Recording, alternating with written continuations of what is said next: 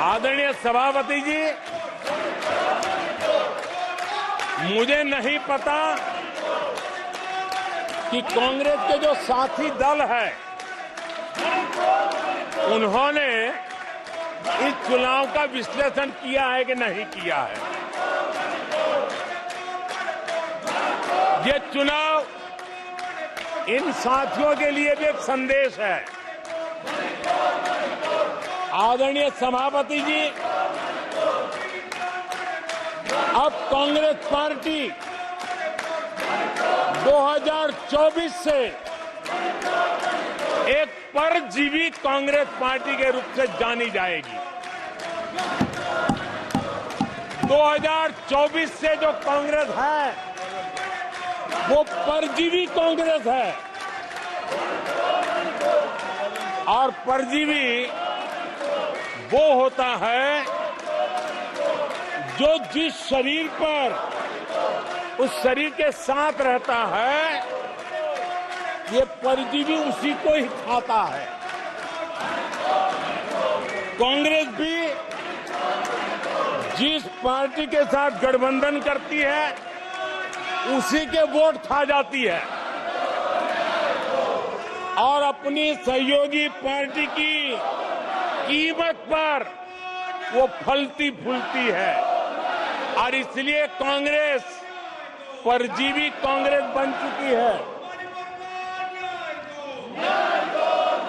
मैं जब परजीवी कह रहा हूं तो तथ्यों के आधार पर कह रहा हूं। आदरणीय सभापति जी,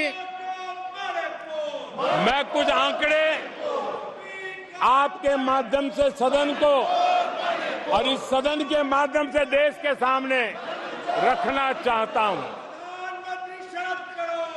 जहां जहां भाजपा और कांग्रेस का सीधा मुकाबला था, या जहां कांग्रेस मेजर पार्टी थी और साथी के पास 1, 2, 3 सीटें थी, वहां कांग्रेस का स्ट्राइक रेट सिर्फ और सिर्फ 26% है, 26% है। लेकिन जहां किसी का पल्लू पकड़ करके चलते थे, जहां वो जूनियर पार्टनर थे, किसी दल ने उनको कुछ दे दिया मौका, ऐसे राज्यों में कांग्रेस जहां जूनियर पार्टनर थी उनका स्ट्राइक रेट 50% है, और कांग्रेस की 99 सीटों में से ज्यादातर सीटें उनके सहयोगियों ने उनको जिताया है। और इसलिए मैं कहता हूं ये परजीवी कांग्रेस है। 16 राज्यों में जहां कांग्रेस अकेले लड़ी, वहां उसका वोट शेयर इस चुनाव में गिर चुका है। आदरणीय सभापति जी, गुजरात, छत्तीसगढ़ और मध्य प्रदेश, इन 3 राज्यों में जहां कांग्रेस अपने दम पर लड़ी और 64 में से 64 में से सिर्फ 2 सीट जीत पाई है, 64 में से 2।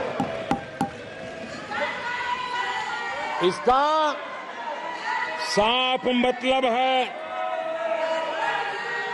कि इस चुनाव में कांग्रेस पूरी तरह परजीवी बन चुकी और अपने सहयोगी दलों के कंधे पर उन्होंने चढ़ करके ये सीटों का आंकड़ा बढ़ाया है। अगर कांग्रेस ने अपने सहयोगियों के जो वोट खाए हैं वो अगर न खाए होते तो लोकसभा में उनके लिए इतनी सीटें जीत पाना भी बहुत मुश्किल था।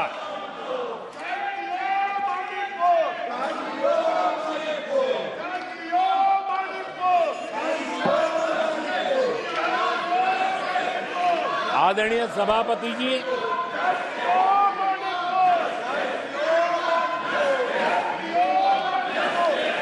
ऐसे समय एक अवसर आया। देश ने विकास के रास्ते को चुना है। देश ने विकसित भारत के सपने को साकार करने का मन बना लिया है।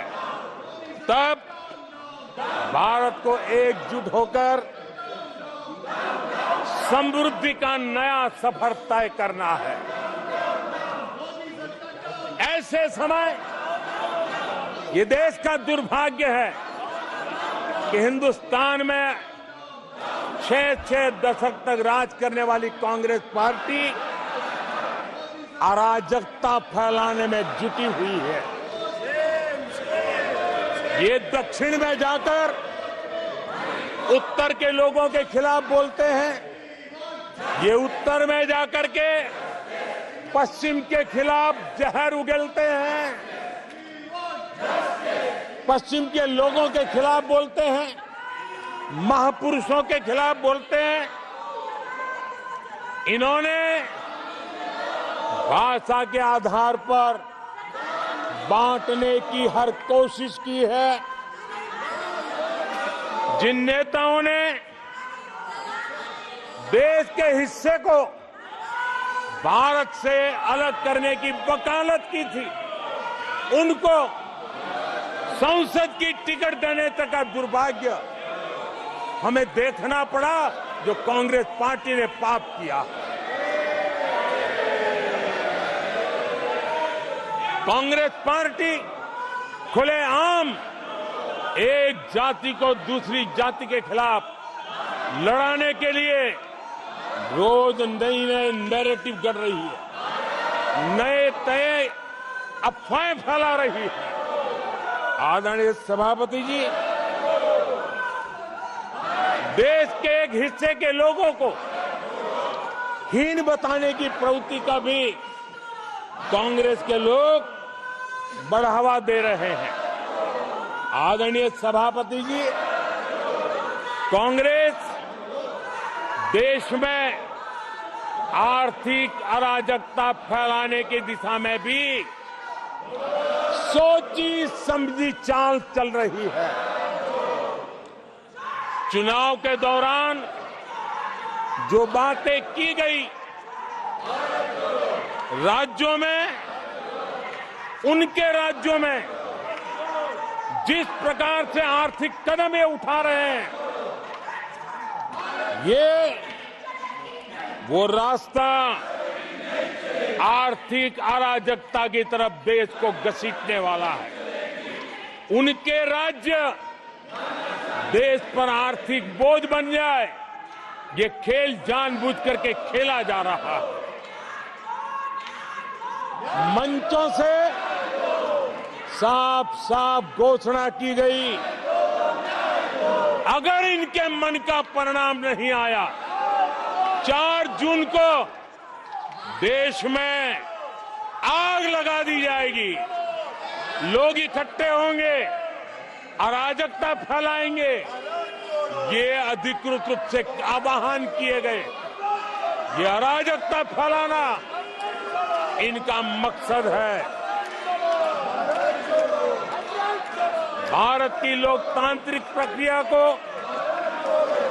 सवालों के घेरे में लाकर अराजकता फैलाने का प्रयास किया गया है। सीएए को लेकर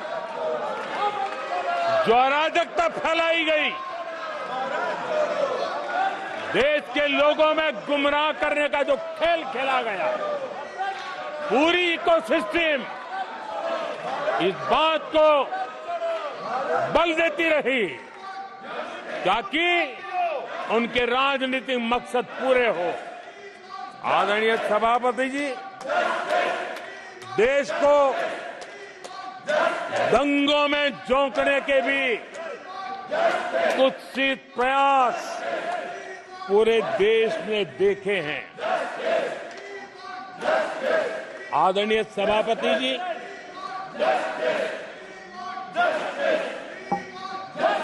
आजकल सिंपैथी गेन करने का एक नई ड्रामेबाजी शुरू की गई है, नया खेल खेला जा रहा है। मैं एक किस्सा सुनाता हूं। एक बच्चा स्कूल से आया और जोर जोर से रोने लगा और उसकी मां भी डर गई, क्या हो गया, बहुत रोने लगा और फिर कहने लगा, मां मुझे आज स्कूल में मारा गया, आज स्कूल में मुझे उसने मारा, आज स्कूल में मुझे इसने मारा, और जोरों जोरों से रोने लगा। मां परेशान हो गई। उसने उसे पूछा कि बेटा बात क्या थी, लेकिन वो बता नहीं रहा था, बस रो रहा था, मुझे मारा मुझे मारा।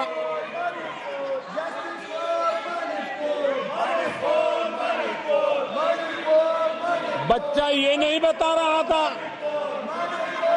कि आज स्कूल में उस बच्चे ने किसी बच्चे को मां की गाली दी थी।